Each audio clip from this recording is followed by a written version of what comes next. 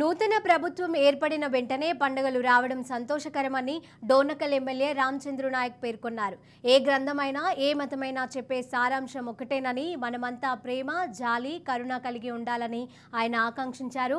మరిపేడ మండలంలో రాష్ట్ర ప్రభుత్వం ఏర్పాటు చేసిన క్రిస్మస్ వేడుకల్లో ఎమ్మెల్యే పాల్గొన్నారు. అనంతరం వివిధ మండలాలకు చెందిన లబ్ధిదారులకు కళ్యాణ లక్ష్మి, షాదీ ముబారక్ చెక్కులను అందజేశారు.